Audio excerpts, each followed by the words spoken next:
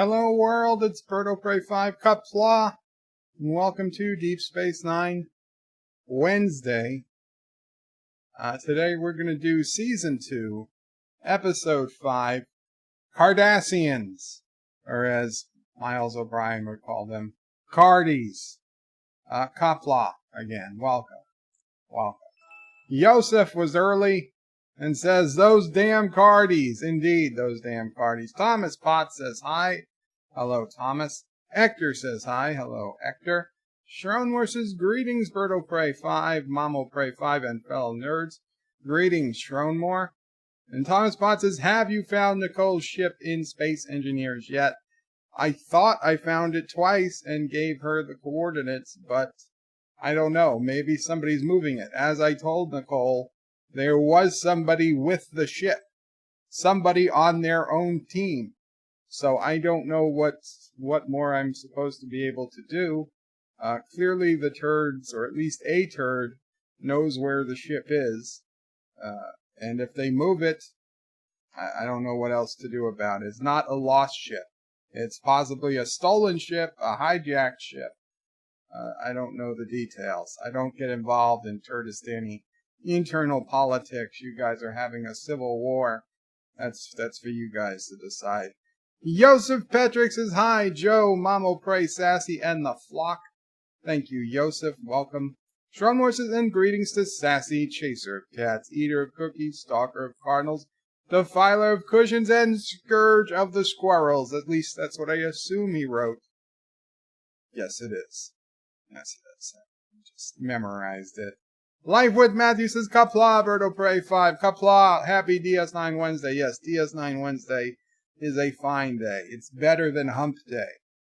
Schronmore says, we'll be walking my dog, just able to listen. Get an alpaca, let the alpaca walk the dog, then you can listen and watch. I know, I'm still in Dear Bot mode, but that's fine. John DeMarco says, hello everyone, yay for DS9. Yes, yay indeed. Yosef Petrick says, 8 watching with only 3 likes. Unacceptable. Okay, yeah, Yosef, it's a little early. They might not know if they're going to like the stream yet, right? They don't know. These are the first time any of these people have been to my stream, so clearly they still have their mind to make up. It's fine. They have at least 7 minutes into the stream before they're mandated by Karoga Mandation Department to like or dislike the video. For somebody who likes small government, damn, Karoga has a lot of departments. But they're all one-person departments, so it's really not that bad.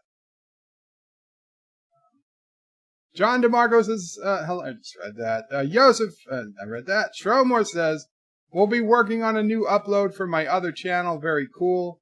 And that, of course, is Ellipsium Mountain something.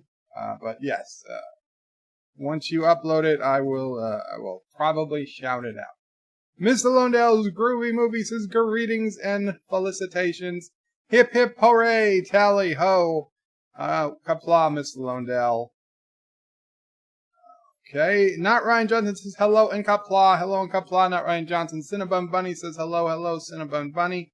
Thomas Potts says Nicole is a civilian. Only anti-tracker isn't at our base.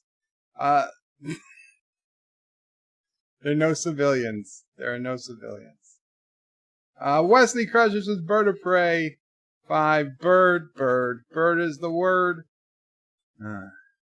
Not Ryan Johnson says, will Bird get triggered in this stream? The world may never know. Josh Street says, down with eater of beagle bites. Bird of Prey 5. I don't eat beagle bites. Schronmore's done his part with the thumbs up, liking. Thank you, Schronmore. Detrick Harden says, could you discuss the Captain Jellicoe connection? Thanks. Captain Jellicoe was the actor on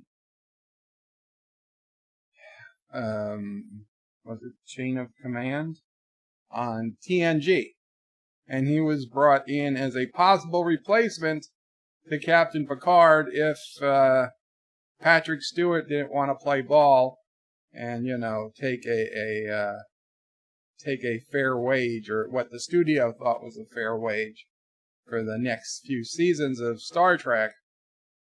Of course, Riker should have become captain, God forbid something have happened to Picard, but they brought in Jellicoe, another bald man, to replace a bald man because TV logic.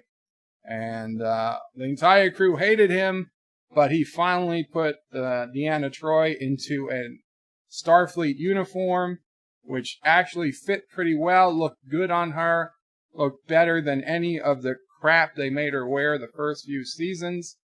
And by all accounts, Jellicoe was a good captain. He was not a friendly captain. He had a different way of commanding than Captain Picard. As to a connection, I'm not sure. I don't think he had anything to do with this particular episode of Deep Space Nine, so I don't know what connection you're talking about. Jellicoe, he wasn't my favorite, but I could understand where he was coming from. I don't think he was right for the Enterprise D, because I think Riker was perfectly capable of commanding the Enterprise D if need be.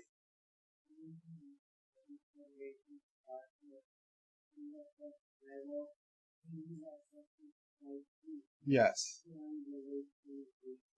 Yes.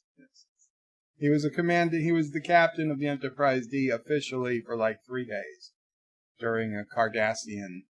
It was the episode where Captain Picard, Beverly Crusher, and Worf have to go undercover or in Black Ops and infiltrate a Cardassian base, and it turns out it was just a setup to get them down there. And it's the there are 4 lights episode where Picard gets tortured and they have him eat a rotten egg. And we hear about the Card. Okay, so you know what? Actually, there is a little connection here.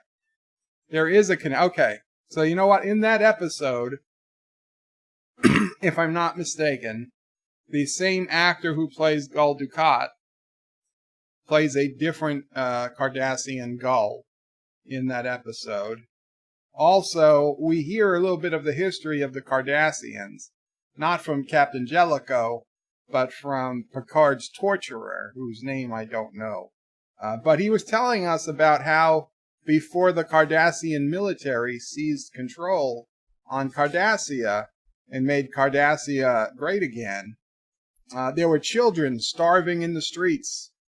He himself was being chased by he found an egg like from a bird egg of a Cardassian bird egg, and he was going to eat it, or he had found 2 and he was going to save one for later, something like that. And the other children, the bigger children, chased him and they took his egg, and he said an egg like that would have sustained him for a week or something back in the old days. And when the military finally came in, that stopped all those people. There were no more starving children on Cardassia. And so we actually get a little bit of backstory, a little bit of history on what the Cardassians were like, I don't know, 50, 100 years ago. I don't know how old Cardassians lived to, but it wasn't all that long ago. I mean, when Captain Kirk was commanding the Enterprise, apparently Cardassia was not a particularly wealthy society. They were having lots of problems. And in a short amount of time, like a certain European nation went from down and out and poor to almost a world power, certainly a power capable of taking on the world in a world war. In fact, 2 world wars, but specifically the Second World War. They were brutal, but damn, were they efficient. And I suspect, although I don't know my history, I doubt there were many German children starving on the streets of Germany at the onset of World War II. That's not to say they were good people in charge. No, they were not. But that's a lot like And we're going to get a lot of comparisons between that specific European nation and Cardassia in this episode, because Cardassia is supposed to basically be bad person Germany from the 1930s. That's what the Cardassians are modeled after, and the Bajorans are the people who the bad people Germans, killed over the next coming decade. So they make that comparison very, very clear. So it's actually, I guess there is some connection. Good point. Detrick, good to see you. Welcome to the channel. Hector says, very funny Ask Bop advice is given today. Yes, I did do an Ask Bop video early this morning. If anybody didn't see it, you should check it out. Hector says that Ryan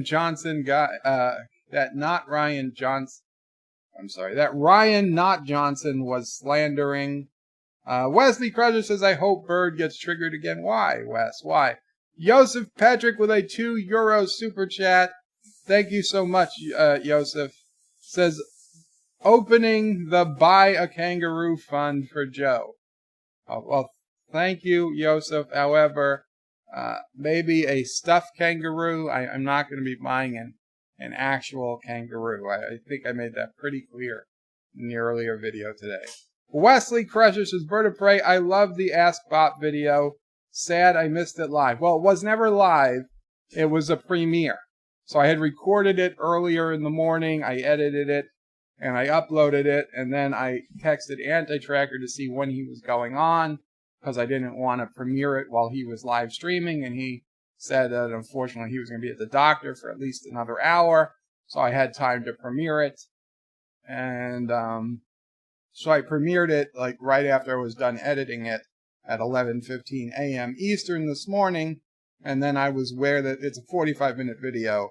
So I was able to stay with it while it played for the first time and answer questions, or basically just thank everybody for being there. So it was a premiere, not live, but I'm thinking probably Wednesday mornings and possibly over the weekend once I will do a video like that as a premiere, most likely, or maybe I'll do live sometimes and answer some Dear Bob questions. And then on my Monday and Friday bed life streams, we'll also have a Dear Bob section of the stream. Thomas Potts says Nicole's a civilian and Yukarogans destroyed Nicole's house, killing Nicole and the 8 beagles there. Okay, we didn't destroy anything of Nicole's. John DeMarco says Jellicoe was a jerk, but he was also a good captain. I would agree. Wesley says, bye, sis, a kangaroo. Actor says, is kangaroo the new alpaca? I don't know. It's up to you guys. I already have the alpaca sticker. I'm not getting a kangaroo sticker. Joseph says, Detrick. Pardon. And Detrick, if I'm mispronouncing your name, please let me know. I'm terrible at pronunciations. It's a long-standing issue with the channel. Detrick says, welcome to the weirdest channel in the Fandom Menace community. Indeed. Cinnabon says Dukat wasn't in the Jellicoe episode? Really? Dukat actor wasn't in the Jellicoe episode? Oh, was it? Okay, Dukat's... you're absolutely right. Dukat was the episode where Picard has to track down the rogue captain that used to be the commanding officer of Miles O'Brien. And they have to bring that captain into Starfleet because he's destroying Cardassian ships. Dukat is the gull in that one, but he's not named Dukat. It's the actor who plays Gul Dukat. You're right, but that episode is kind of like the prequel to Chain of Command. So that's why I missed. That's why I crossed it. Like, if you were going to watch that, you would watch that episode first, then head over to Chain of Command if you were watching the Cardassian episodes from TNG. Yosef says, Ector, I'd rather see the beginning of a zoo. We have a bird, an alpaca, and now a Skippy will be the next addition. Mamo Price says, a little Joey. Yes, little baby kangaroos are called Joeys. Detrick says, would have liked to have seen Jellicoe in DS9 during the Dominion Wars. You know, I almost thought that the captain they sent into the Gamma Quadrant with the Galaxy class starship that the Dominion blew up and like I don't know, right away. I think maybe later in the second season or something, or third season, early third season. I almost get the feeling that he looked like Jellicoe in my mind, but I know it's not Jellicoe. And yeah, it would have been nice to see more of Jellicoe. I mean, maybe we'll see Jellicoe in Star Trek Picard. I mean, who knows? As long as the actor's alive, which I assume he is. Yosef says, if you choke a Smurf, what color does it turn? Pink. Everybody knows that. Sci-Fi Nation says, Qapla. Joseph. Josh Street says, what the dictator Bird of Prey 5 is making Karogan starving children live on the streets. The evil monster. I'm not making starving Karogan children live on the streets. There are no starving children in Karoga. It's all fake news. Yes, no, the starving children aren't in Karoga, they're in Kurdistan. Joseph Petrick says, to Detrick, totally, I would like to see how Cisco and Jellicoe would interact, because it could be both, but seeing Jellicoe as the good one, kind of redemption in the eyes of Trek fans. Are you saying Cisco's not the good one?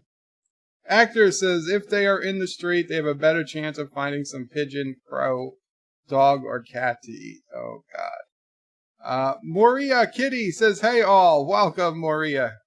Oh, Maria. We went through this last time. Welcome, Maria, I believe.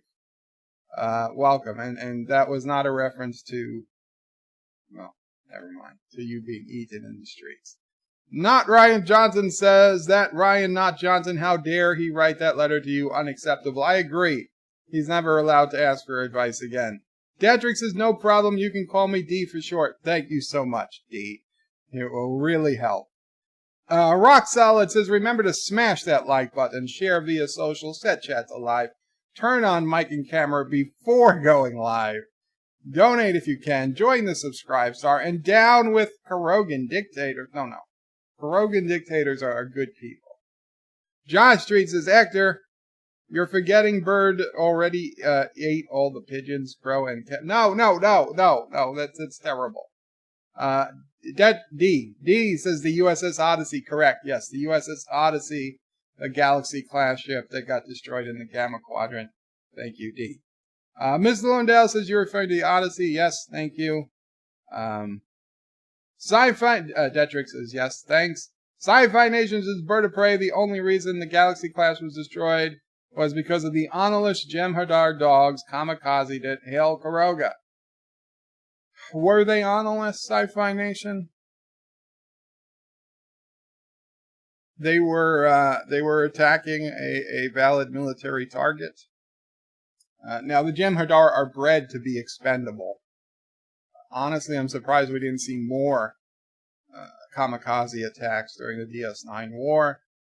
They were sending a message. They were sending a message to Starfleet, and surprisingly, not even surprisingly, but Starfleet did not hear that message. I don't know how much louder they could have said it, but they basically said, stay on your side of the wormhole, and Starfleet didn't listen. I don't know what I would have done if I was in charge, but probably sending like our biggest warship into the Gamma Quadrant probably wouldn't have been the right thing to do. I don't know. If I was trying to find the Dominion, we could send some small ships, try to get in contact with people, but I forget exactly what they were going there to do. I think they were going there were they going there to rescue people? Yeah, they were going there to rescue. Of course, they didn't need it. They didn't need that. They only need a couple runabouts to do the rescue anyway. Yosef says, do you remember the Australian show Skippy from the 70s? No. One of the few Western shows we had during communism here. I have no idea. I mean, I assumed Skippy meant kangaroo, but I had no idea it was a TV show. Ms. Lundell says, I think Cisco would beat Jellicoe's ass in a fair fight. Yeah, I think so. I think Cisco's probably 15 years younger than him. Yosef says, Jem'Hadar were the original Expendables. I agree. Okay, so for those of you who are new here or just don't remember, in the next few minutes, I am going to start watching the episode and do commentary on it as it plays. So you can either, if you best option, if you have it in your Netflix or your Hulu or your Amazon or you have the DVD, get it ready if you want to listen with me. This is Star Trek Deep Space Nine, Season 2, Episode 5, Cardassians. Now, the other option, if you want to watch it with me as I watch the episode, now obviously I can't play the episode on YouTube. That would just end the channel. However, if you would like to watch it as I watch it, like we were all friends watching together, you can go to my Discord, and the link to my Discord is on BertoPrey5.com, and just click on the link to my Discord. And then in my Discord, in what's called Off-Topic Main section, click on Off-Topic Main in Discord, and there'll be a link that I put up there about 15 minutes ago that says Watch Deep Space Nine, not the Cardassians. Cardassians with me. You click on that link, and that will take you to yet another site where you can watch the video live as I watch the video. Now, hopefully you'll keep YouTube open, but my commentary will be like 10 or 15 seconds behind because of the YouTube delay. But then you watch the actual video with audio as I watch it. Now, if you don't want to or can't do any of those things, then in the bottom corner of the screen, where you see a black box right now, there will be screenshots, one every couple seconds, of where I am in the episode. So hopefully if you've seen the episode before, seeing the little screenshot will give you some idea of what I'm talking about, and you'll have, some hope of following along, even if you don't have the story, playing in front of you. So, I'll give you another minute to get ready, whatever you're going to do, and then we will do a countdown before I start. Also, once I actually start, I won't be able to read every comment anymore. So during the actual commentary, please use @BertoPrey5, and I will read your comment as soon as I can. If I see @BertoPrey5 is used in the comment, or of course you could super chat, but it's not necessary. But obviously, I will also read super chats during the video. But once I get finished with the next few comments, those will be the only comments I read unless they have @BertoPrey5 or a super chat or seem particularly relevant, and there's a lull in the episode. I remember this was a pretty good episode, so I think we'll be pretty good. Thomas Potts is Bird of Prey. Kurdistan accidentally got your packages of sundress. Please send your GPS so I can deliver them. Not mine, Thomas. Josh Street says, when is Bird going to reenact the Deep Space Nine episodes? Oh, I wish I could. Shromor says, Bird of Prey walking into your neighbor's house with a baseball bat and demanding to rifle through their cupboards for supplies will not make you welcome there. What was the Federation thinking? I think they were thinking we need to have a war to get ratings up. So, I think that's what they did. Joseph says, Netflix ready, very cool. Josh says, remember if you use @BertoPrey 5 times, he will show up at your house with Beagle Bite. And then Yosef uses Bird of Prey 5 times. Actor has Netflix ready here too. Very cool, guys. Okay. Excuse me. Let me cough first. I'm just gonna mute the mic so you don't have to hear.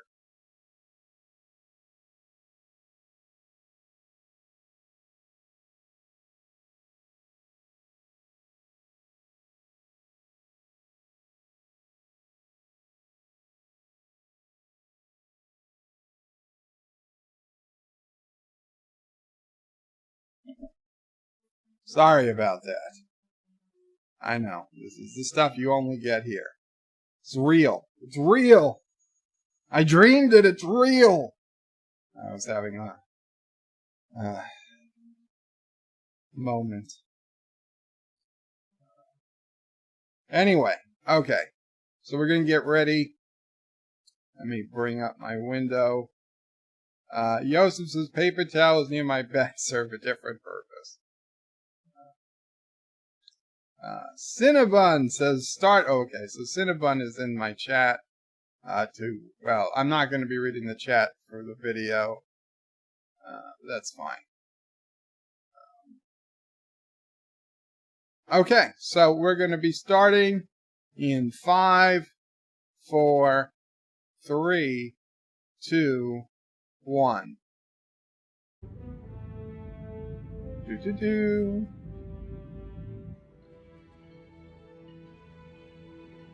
So we see Dr. Bashir. Oh wait, you guys can hear that, I bet. Tarkalian tea again, Doctor? There we go. Good thing I remembered. So Dr. Bashir and Garak are having breakfast or lunch. Looks like breakfast. Oh, maybe it's dinner. Because Garak said he had a very demanding customer today.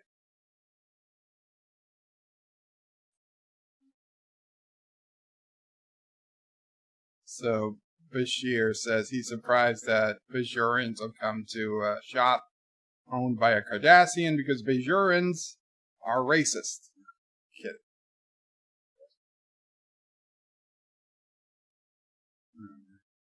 So Bashir is talking about trust. So Bashir is like, once they trust you, they're open with you. They'll tell you things.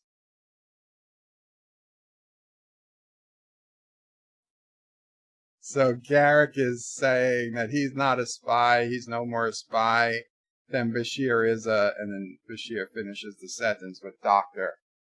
And Garak confirms he's just plain simple Garak. And now Garak looks over Bashir's shoulder and sees a young Cardassian boy walking with a Bajoran guy, and says there's something you don't see every day. And they get seated right across from Garak and Bashir, as you know, and the boy looks at Garak very disgusted. Bashir says odd. So Garak goes over to him, puts his hand on the kid, and he says, I hope I'm not intruding, but I couldn't help but see what a handsome young man you have. And the Cardassian boy bites Garak's hand and then goes to the father, the Bajoran guy, we don't know it's the father yet, and hugs him, holds him. And the credits start as Bashir looks at Garak's hand. Now, I've told you guys the story. I did bite the kid once in pre-K, public pre-K in Brooklyn. The damn kid, he jumped his turn. He went around the line to get on the swing. The entire class was taking turns going on the swing. There was a line. He skipped the line to get on the swing, and I bit him because he deserved it, that bastard, and they kicked me out of school. I was expelled. I was expelled from school for dispensing justice in the only way I could. As a 3-year-old, a 4-year-old? Pre-K? Probably 4 years old. I should have got a damn medal. Three. I was 3 years old. I should have got a medal. I should have got a medal for citizenship. And instead, I get expelled because of the system. That kid would have been skipping lines his entire life. Thomas says, Bird of Prey, you as a child, a 43-year-old man. I'm not 43. I'm still technically 40 for 2 more weeks. 2 more weeks from today, I become 41. Joseph says, bird biting kids, a Halloween confession.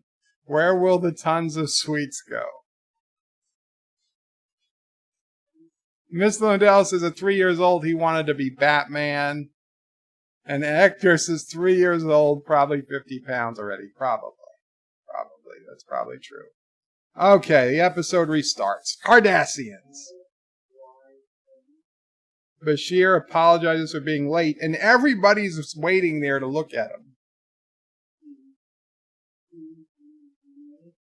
And Bashir is saying that a boy bit him. And so the Cardassian boy. Cisco didn't know that there was a Cardassian boy on the station. Odo says, we didn't. So now Odo runs to go find out what's going on. So now Kira is talking about the probably an orphan left behind when the Cardassians pulled out. They had no choice but to take the orphans in. So now Gul Dukat is buzzing in. So Cisco's taking it in his office.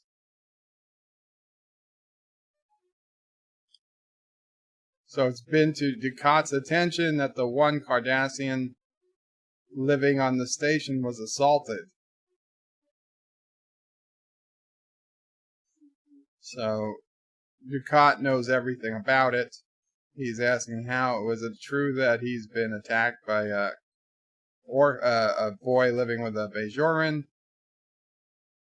So now Dukat's talking about the Cardassian war orphans. He was obviously a Democrat. He probably was. But maybe now not so much. So Dukat's making a lot of assumptions that he hates. He's been raised to hate Cardassians. Of course, he turns out to be completely right. So Cisco's going to look into it.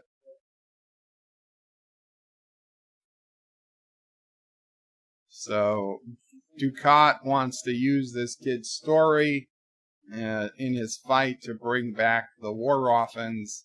And it's a tragedy all of Cardassia has to face.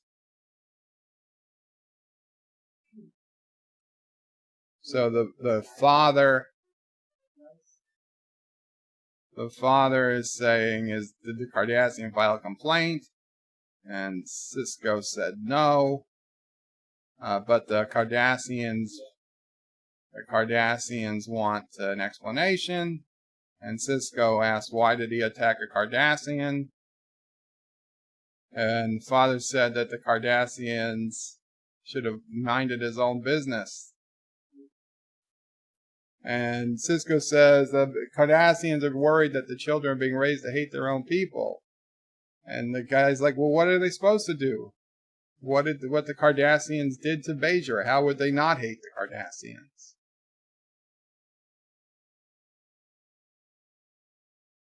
He says to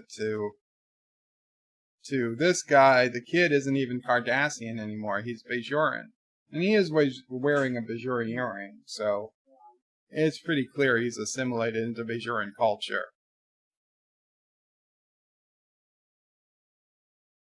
They love him just as if he was his own flesh and blood. How noble. Josh reads, Bird of Prey, don't lie. You were billed at Mom's Friendly Robot Company. If I was built at Mom's Friendly Robot Company, I would be walking. Guys, we see some aliens at the Dabo wheel.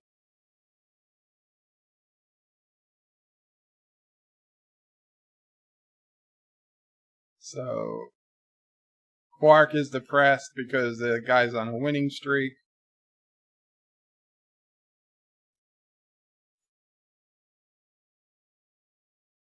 Bashir just goes up to the guy who's winning and just says, it appears we've got this game all figured out.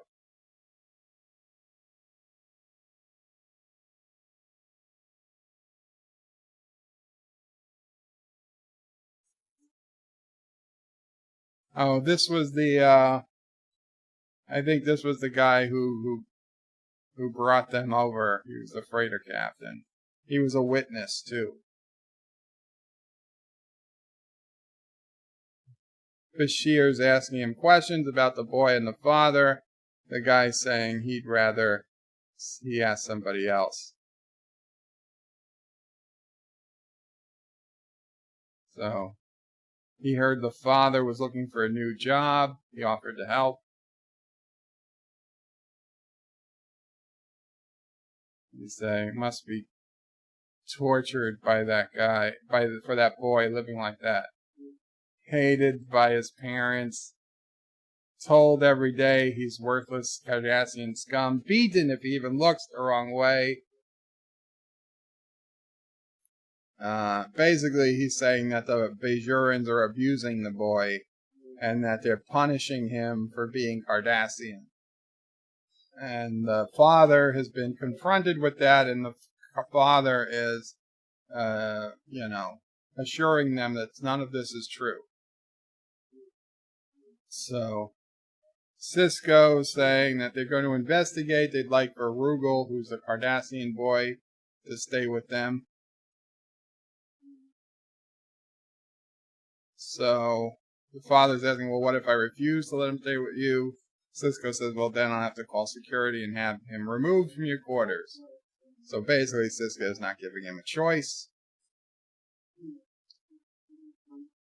And you see the father go in the back with the boy saying why, he doesn't want to do this. You hear it very low in the background.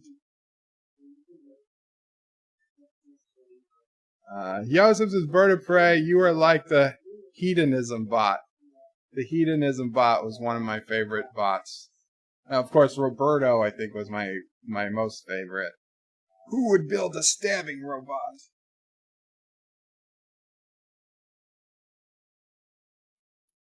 So Sisko tells the boys I'll be straightened down in a day or two. If you want to visit with your father tomorrow, you can. Oh, how generous. A visit with his own father tomorrow. You're taking him away on hearsay. Zero actual evidence. But whatever. Whatever. Law is different in the future.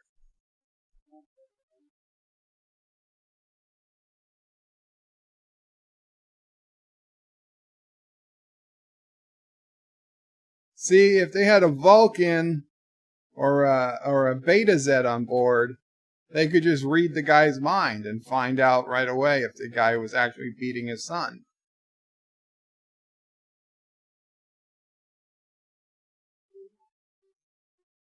So Garak is in the clinic, and Bashir is like, this bite turned out to be a blessing. A bite on your hand is certainly worth saving a boy's life. And now Garak is surprised that Bashir said Gul Dukat called and was asking about him, and was Dukat's doing something about war orphans. And Garak is laughing. So Garak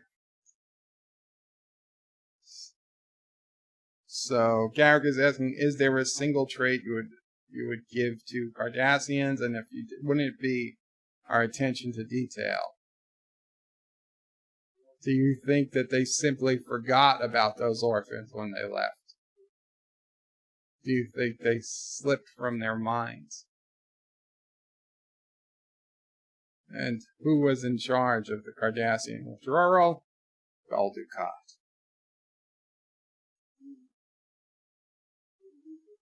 So, of course, Gul Dukat's on the screen, and Sisko's talking to him. So, Dukat said, after the accusations this businessman has made, Sisko's like, it's still being debated. And now Bashir comes up and sees Sisko talking to Dukat on the main viewer in Ops instead of in his office like he takes almost every other call from Dukat. But this is necessary so that Bashir is filled in on what's going on. So Bashir actually addresses Gul Dukat, which is very weird.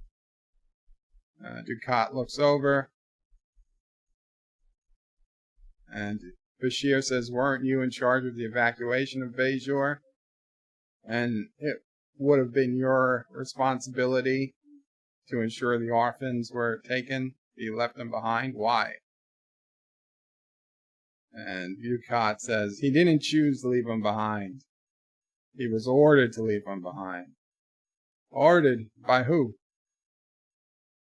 He was ordered by the civilian leaders. And now Bashir is saying that the civilian leaders don't have direct authority over the military.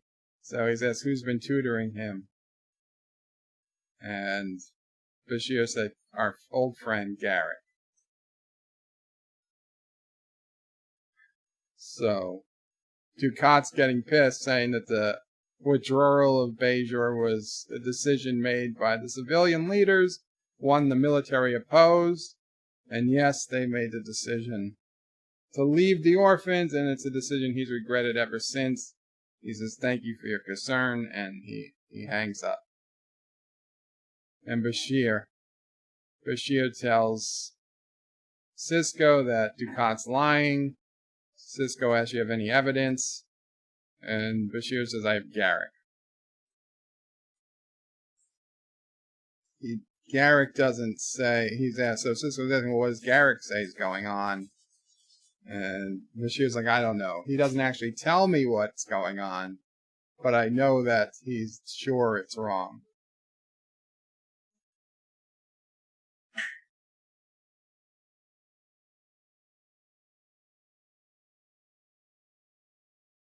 So Bashir was apologizing for, because Sisko called him out on talking to Dukat directly. Bashir apologized. Sisko said, "Don't apologize. It was the high point of my day, but don't do it again." Lightwood Matthews was Bird of Prey. What you should get you thinking is that it's just as easy for the U.S. government to take your kids away from you in real life. You know, Lightwood Matthew, as I said that about no real evidence, just hearsay, I started thinking, I was like, that's probably all you need to do in real life today.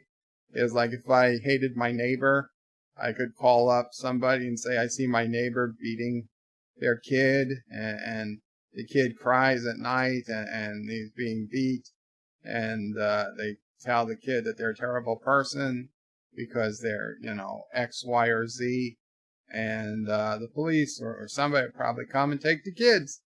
And then they'd get the parents all worked up, and the parents would be on a short fuse, and they'd say, 'Oh, these parents are very angry people. It's very believable that they'd be angry with the kid all the time. They're angry with me all the time.' Well, that's because you took their kid."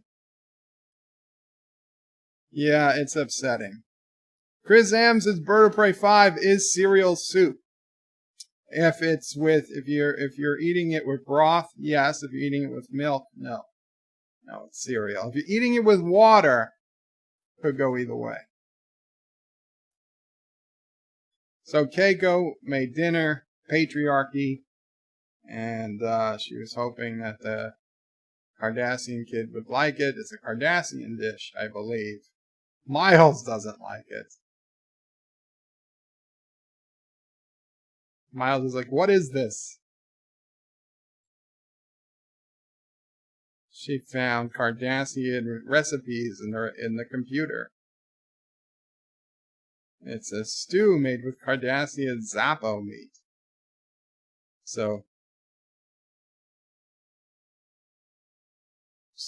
O'Brien's looking at it. He's not happy. Rugel's looking at it. He's not happy. And Keiko says, "I thought he'd enjoy a dish popular on his home world." And she takes a big bite and likes it. hey, it's better than Tribble cereal. O'Brien takes a little piece of it, and he does not enjoy it. He puts his spoon down and pushes the plate forward, and Rugal pushes his plate forward too, and the two plates meet in the middle, and they bonded. They realize they bonded over a hate of Keiko's cooking. Take the boy to the bar and get a beer.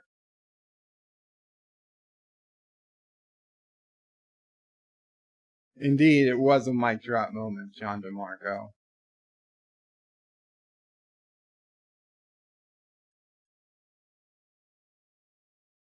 Or you could say it was the dislike of Cardassian things. I like to say it was Keiko's cooking.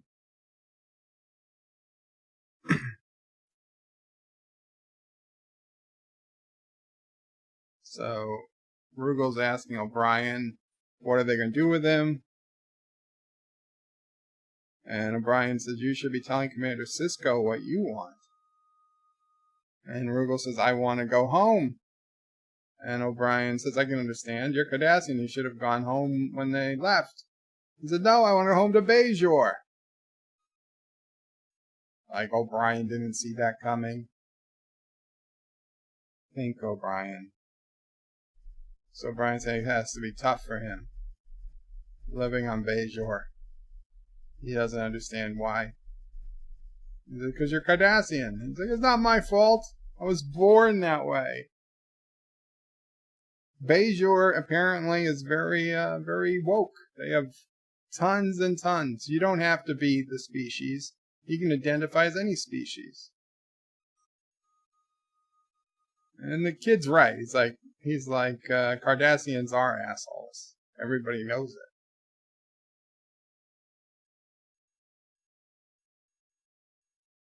So he asks, what do the parents think of Cardassians? He says, my parents hate Cardassians. So he says, so why do you want to live with them? He's like, they don't hate me. They hate other Cardassians. So the kid says the parents have never laid a hand on him. And O'Brien says, come on, even my dad laid a hand on me once or twice. And the kid's like, not mine. My parents follow the teachings of the prophets. So they're asking him, Rugal's asking O'Brien, what does he think about Cardassians?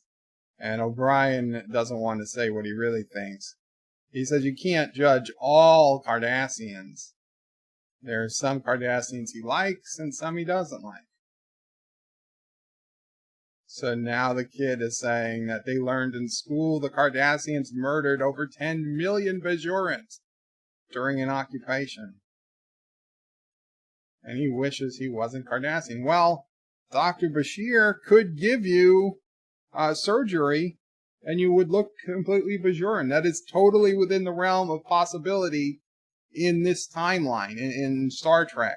If he didn't want to look Cardassian, he could have he could make his body look Bajoran. Then he'd have no problem living anywhere. So Garak woke up O'Brien and Bashir in the middle of the night. Says we need to go to Bajor. So now Bashir wakes up Sisko in the middle of the night and says he needs a runabout. So Sisko wants an explanation. Says because Garak. He wants to go to Bajor. So Sisko asks why. And Bashir's like, he didn't tell me. And Sisko's like, oh, well, by all means, will one runabout be enough? And then at just that time, Ops calls in to Sisko and Gul Dukat's on the phone. So Sisko goes to his personal phone, video phone, picks up Dukat. Dukat apologizes for calling so late, but the DNA test results just came in. He's actually the son of a very prominent politician. And he's like, when was he on Bajor? Sisko asks. He says over 8 years ago. The boy was believed to have been killed by Bajoran terrorists. And they said that Cisco asked if he told them if the son was alive, and he said, of course. And as you can imagine, the guy's already on the way to the station. So Cisco's like, he's going to be disappointed. The boy wants to go back to Bajor. And Dukat said to live with the people who've abused him, and Cisco's like, there's no evidence of that. Dukat says, well, once he finds out his real father's alive, he'll change his mind. And Cisco's like, we'll just have to wait and see what happens when he gets here. And he hangs up with Dukat.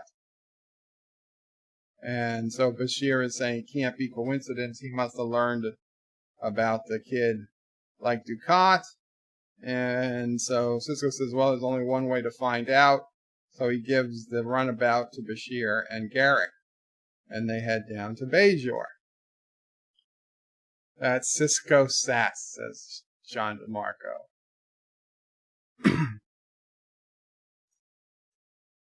So they ask a woman if this is the Tulsak resettling center.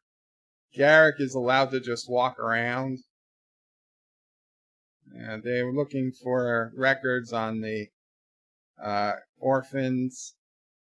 And the woman looks at Garak, says that there were many abandoned children they took care of. She doesn't recognize the names. She asks Bashir, what are they trying to find out? And Bashir doesn't know. He has to ask Garak. Garak is saying we're trying to find the circumstances around the adoption. And the woman said the Cardassians there were no records from that time. And Garak is like, oh, no. Cardassians keep meticulous records. We taught many worlds, including this one, how to keep records. And he says, I'm sure there were computer entries made every day.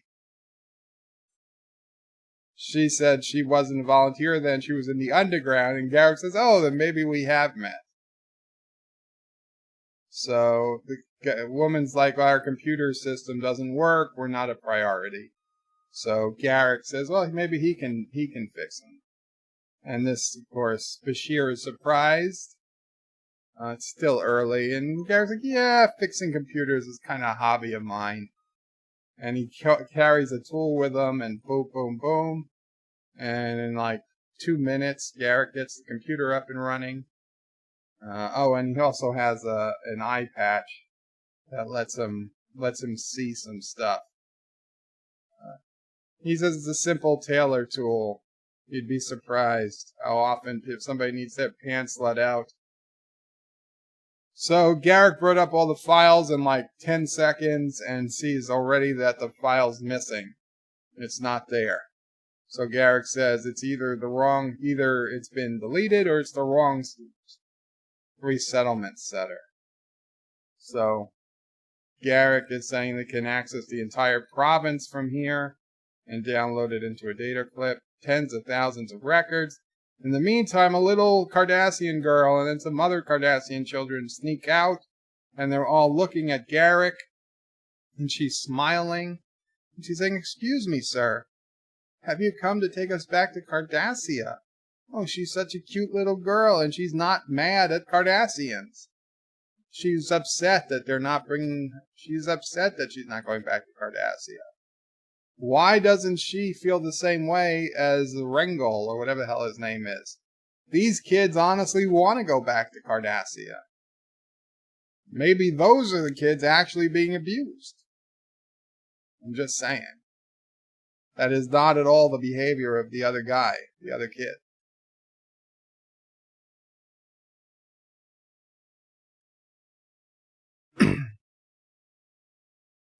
So Garak was making computer requests. Bashir says to disregard the request and shut down all engines to the computer. So Garak... Oh, man.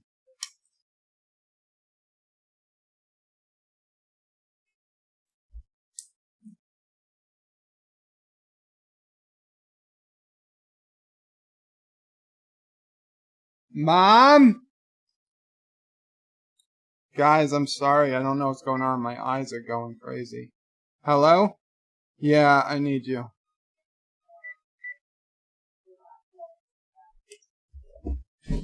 I don't know. All of a sudden, my eyes are going nuts. Your eyes? I don't know. Everything's getting blurry. I'm sorry, guys. I feel okay. I feel okay. It just things started getting blurry. I'm still on. Oh, you're on. I'm on. I told them I'm sorry. You're on. Okay, let me just take the 97-102. It's not terrible for me.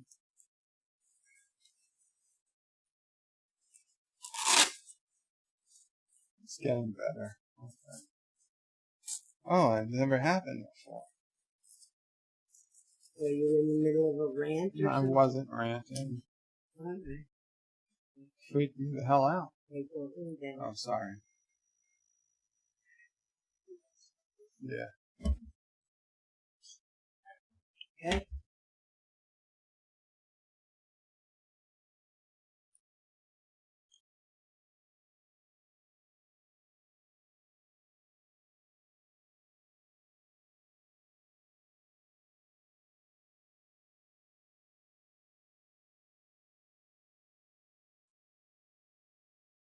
We're taking blood pressure.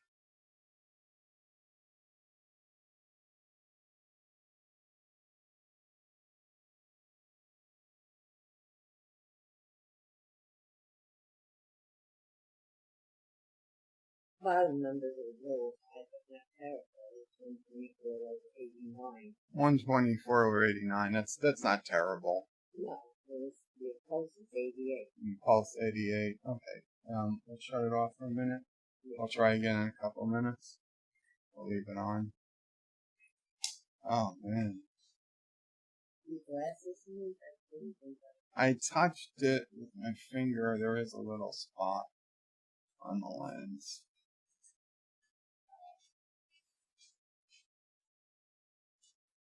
Thank you, John.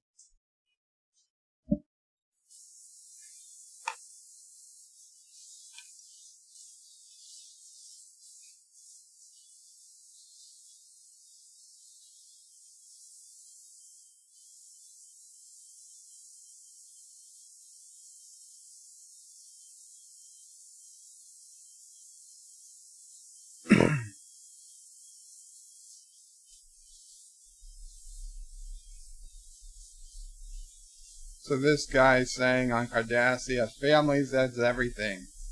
Some houses, 4 generations eat at the same table. Again, family is everything.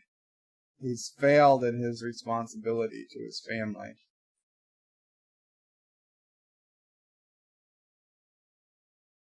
Saying he should have tried harder.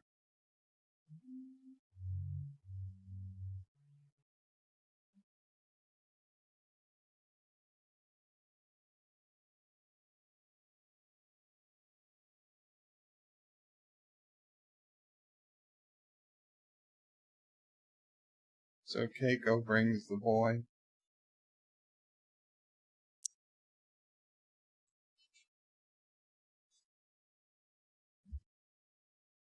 (120/87). Yeah.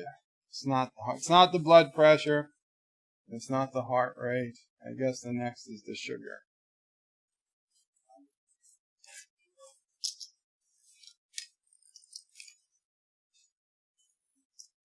So the father's asking if he remembers his face even a little. The kid says no.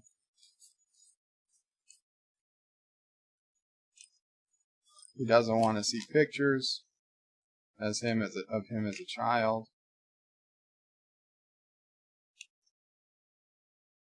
I didn't take the 5 o'clock Xanax.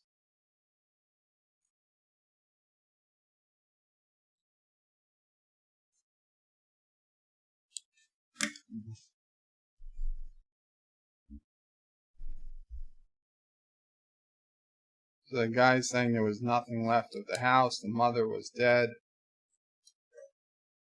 He cried for him. He thought he was dead. He missed him.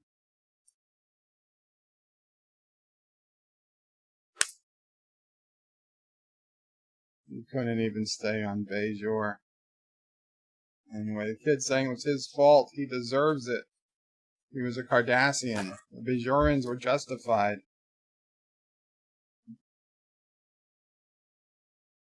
Kid saying he was a butcher. A Cardassian butcher. He's not his father. He'll never go back, Cardassia.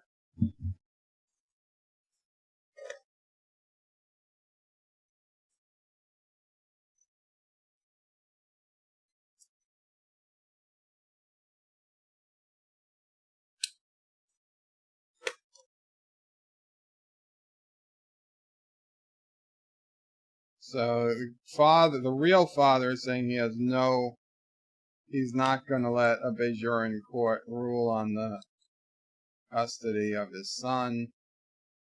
The adoptive father said that he gave up control when he abandoned the son.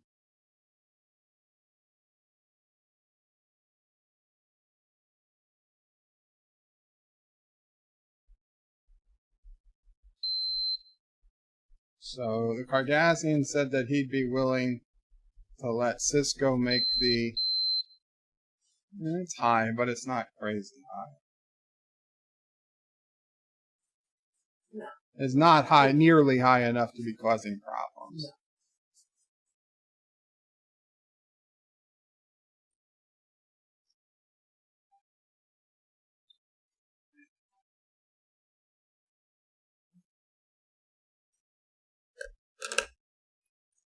Okay, so now Gul Dukat's on his way.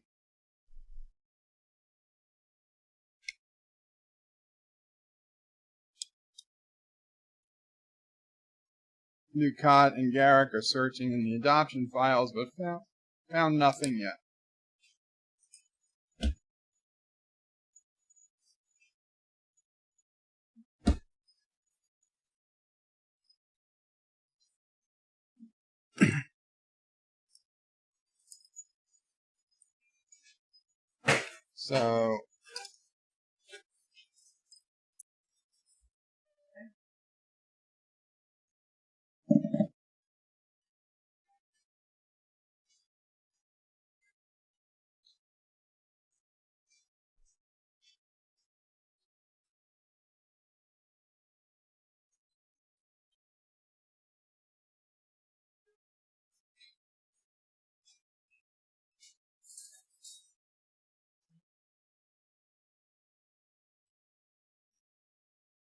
Yeah, guys, I'm just gonna end the stream. I'm sorry. We're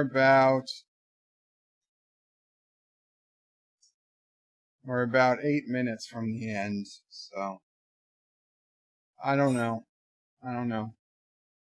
Sorry about that, guys. Have a good night, and I'll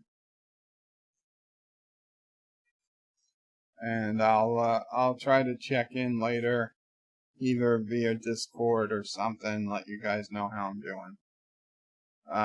Have a good night, all. Sorry about that, and take care. I'll probably unlist this stream, but it'll still be there for anyone with a link. Take care. I'm not going to run the credits. Goodbye.